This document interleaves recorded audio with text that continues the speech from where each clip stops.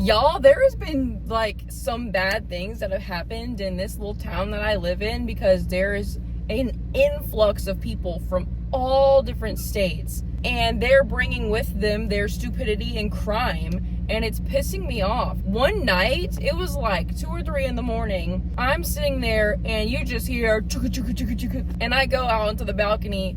There is a whole perimeter of cops behind my apartment complex in the woods. They're searching, big old flashlights, the helicopter's shining down a light, there's a drone, and it was because these guys were trying to break into cars and they had guns and masks, and they ran into the woods behind my house and threw their weapons, completely abandoned their vehicle, which was so stupid, and just ran off into the woods. 2 weeks ago, a man killed his wife who was 7 months pregnant in the neighborhood right by my house. One night I hear police sirens, there's a bunch of cops, there's an ambulance, there's a bunch of people going down to that neighborhood, and I'm just like, shit. I drive down that street to get to the gas station and the highway all the time. He literally has no explanation either. They interviewed him and he was like, I didn't do nothing wrong. He's being charged with 2 counts of first-degree murder. And then last week, a guy was walking on a busy road, like a very, very busy 4-lane street where people are going like 50, 60 miles an hour at 5 in the morning, and he gets hit by a car and immediately is killed and torn in half. And the person who hit him drove for another mile and decided to pull into a gas station with half of the body on the car. We're working with absolute geniuses here. So not only did they get scarred for life, but they just went ahead and scarred a whole bunch of other people for life too. It's absolutely ridiculous, and I'm sick and tired of it. One time, a guy had a gun concealed in a red bag, and he came into my job asking for stuff, and then he took the things that he was asking from us and other stores and used it to go rob the gas station that is literally right here. They still haven't found him. Anyways, let's try this new key lime lemonade from Chick-fil-A. What the fuck? Dude, this is gonna give me acid reflux. I can just tell. I can feel it already. Oh my. Ugh.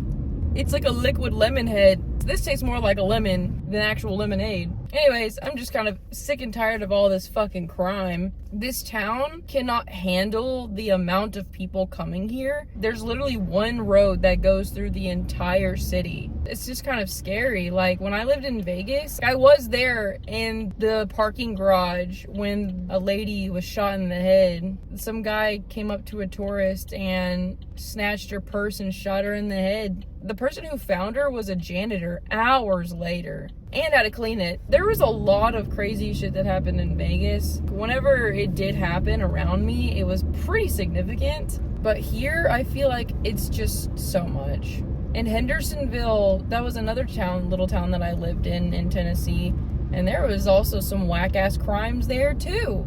I mean, this is why I don't want to be near people, because when you're near people, things like this happen. So if I can just remove myself from the common denominator, the common factor, which is people, then I feel like I'd be good. I just want to live in one of those little towns where everyone knows each other and everything is a mom and pop shop. I'm just ready to move on, man. I got my list of states that I would like to move to. I've got Montana, Wyoming, Vermont, anywhere kind of up north, and I know northerners and we do not see eye to eye.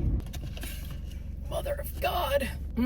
Delicious. Feels like there's a film in my throat after drinking it. Some people might know what I'm talking about. There used to be a warhead spray. It would cause me to develop a jelly-like substance in the back of my throat. It was really gross. Hence why I stopped consuming it. Plus, I mean, God knows what's in it. But I was a kid, and I loved spicy and sour stuff. I still do. But I used to I would spray that shit until it was forming jelly in the back of my throat, and I would eat spicy food until the roof of my mouth was raw. That's probably why I have some gut issues. I heard from a doctor that people aren't really born with IBS. It's developed later in life.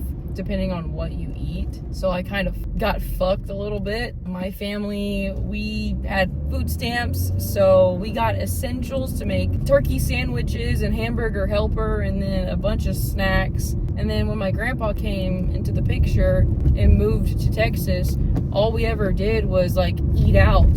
That man probably spent thousands of dollars paying for us to eat out. Like, holy shit.